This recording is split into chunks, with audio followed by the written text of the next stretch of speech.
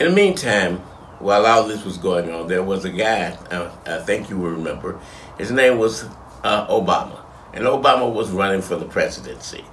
And he was coming to Cincinnati, Ohio, which happened to be my hometown, and which I had many connections still with Ohio, even though I was living here in Atlanta, Georgia. And one of those connections was my cousin Joe Mowry, which had been working with me, and I've been working with his organization for over maybe 7 or 8 years, going back performing live in an art festival that he had created.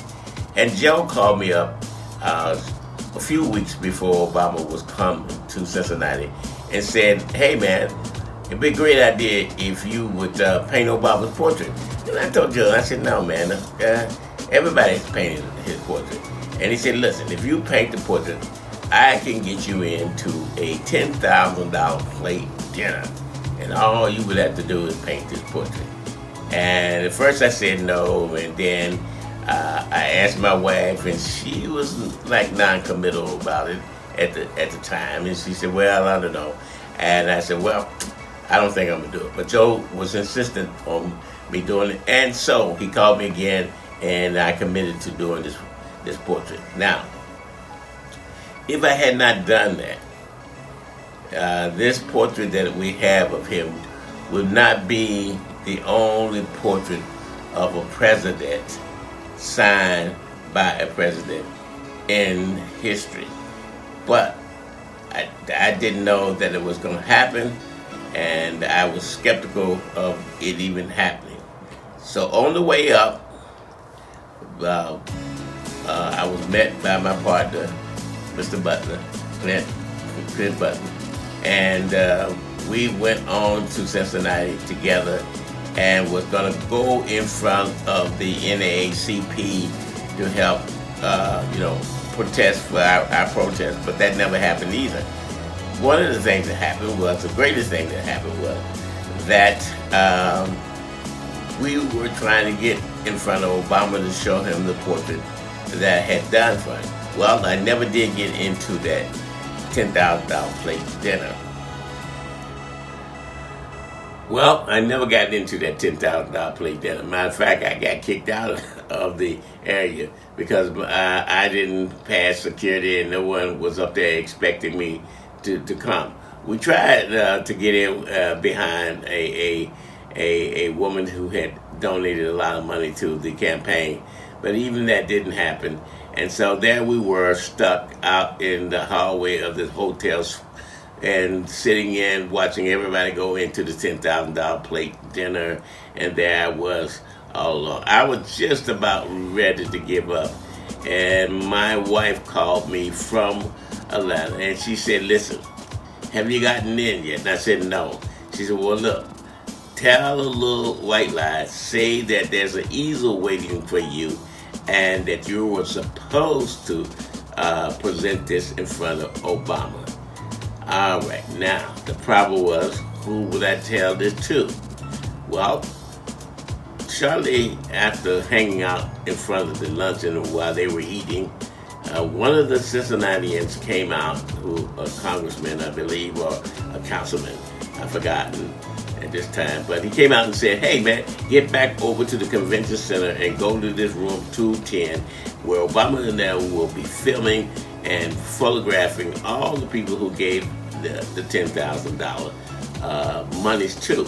So we rushed back over to the convention center where he was going to appear in maybe about 45 minutes or to an hour, and got to the second floor and got to the door that we were supposed to go in, and I was met by the tallest Secret Service man I have ever seen. I think he must have been almost 6'8" or 6'9". So he looked at me and nonchalantly pulled his hand out and said, "Where you going?" And I said, "Well, we're going inside." He said, "No, you're not." And I told him this story. I said, "Hey, listen, there is an easel waiting for me, and I am supposed to present this in front of Obama." He said, "I don't know anything about it, and just, you're not getting in here until somebody inside comes out and gets you." Well, that was discouraging, and I turned my head looked down this huge hallway. In the middle of this hall, there was an empty easel. I said, "Oh, there's my easel." And he said, "Go get your easel." And I told Clint, I said, "Clint, go get the easel." So Clint came back with the easel, and we're still not in. Suddenly the doors opened up from one side, on the other side of the hall, not the room where we're supposed to go in, but all the dignitaries was coming out of this hall or room. And so when they came out the room, I knew a great deal of them, and I started glad handing everyone, and they would said, "Hey, how you been?" and so on and so on. And as they were greeting me, I guess the security person then thought that was all right. Everybody went into the room, and then he said, "Sir, grab your easel, come on in." That was the beginning. Hey, I'm in. Well, I started directing traffic like I was supposed to be there. A lady with a clipboard, who was really the organizer, said, "Wait a minute, who are you?" And I said, "Well, I'm Gilbert Young." And she said, "Well, I don't have you on any list." And I made the horrible mistake in saying "you people." And when I say "you people," she just hauled off and said, "Wait a minute. I'm calling for security and get you out of here." But security had left, thank God. They were downstairs on the stage. They went downstairs to make sure that the stage was secure. So that meant that she had to leave the room, and I was in the room.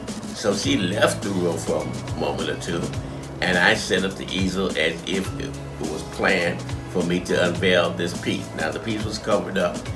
Clint had put it in place, and my cousin Joe was glad handing me also, and said, "I told you I'll get you here, brother." And so his brother, who was the mayor of Cincinnati, said to me, "Look, get behind me. I'm going to be the last one, and it doesn't close down until I close it down, and I'm going to introduce you properly to Obama." And that's what happened. Mark introduced me to Obama. I had a heavy card, a small 5x7 card in my hand, and when he saw the image, he said, "Are you the artist of this image?" And I said, "Yes, sir, I am." He said, "You are a legend, and what do you have for me?" And that was the beginning. And so now, here I was, talking to Obama, and security had came back into the room. My cousin Mark waved him off and said I was okay, and because he was the mayor, and I slowly pulled out this silver-tip pen and out of my pocket. I was very cautious because I didn't want these guys to think that I was going to do anything to Mr. Obama at the time. And I pulled out this pen, and Obama said, "What are you doing?" And I said, "Well, sir, I was going to sign it in front of you so I can get a photo op with you and me." And he said, "Nope." And he snatched the pen, and my little heart sunk. And then he said, "I'm going to sign it." And so he bent over, and he signed his name on the painting itself, and I then had a chance to sign my name underneath his name and date it. So he smiled and said, "You made me look good." And I said, "That's my job." So with that,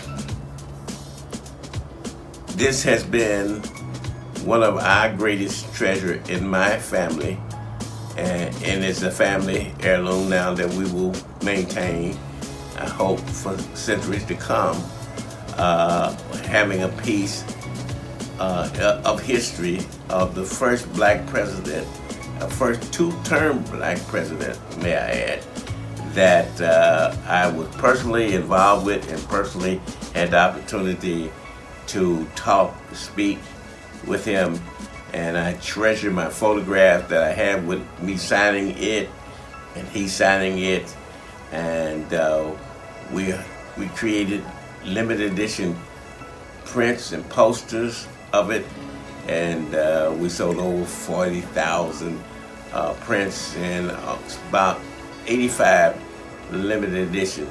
So, and we still have a few left. But the greatest thing for me was to be able to be a part of that history. Being 80 years old now, I never believed at the time that it was even possible that a black man truly could become the president.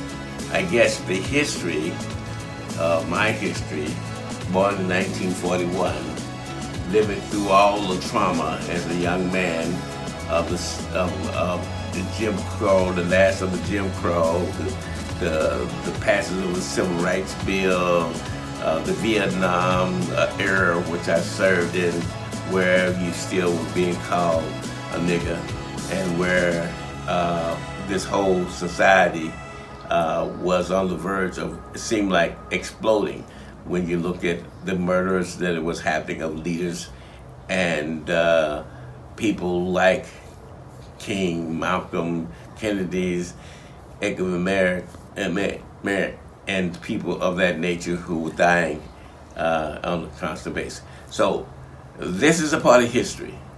This is, and I'm so proud to be a part of that history and to live through and see the new wave of history makers who are coming behind us that are dynamic in their own right, and they will become a part of history too. So join me, collect something really special.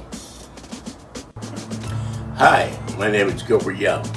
I'm an artist, been around for quite a while now, but I'm most famous for a creation I done years ago, in the 70s, as a matter of fact, and this title, He Ain't Heavy. I hope you've seen it. It is a brother reaching down, trying to help another brother in this creation of mine. But I'm not here to talk about that one. I'm here to talk about the painting behind me, which is a portrait of Obama.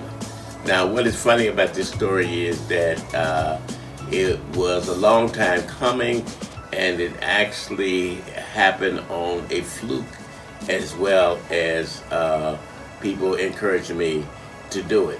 So here's what was going on in 08 for me.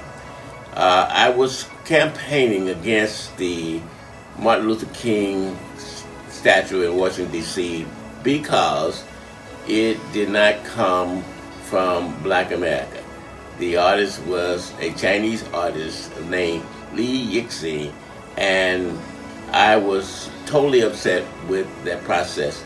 And I had a colleague of mine who we quickly became friends, and his name was Clint Button. And Clint Button and I went on a campaign to try to get this monument stopped, and we had petitioned the NAACP and any other group that would help us fight this battle, because it was one of the great tragedies for black art in America. We did not have the opportunity to interpret ourselves and Dr. King.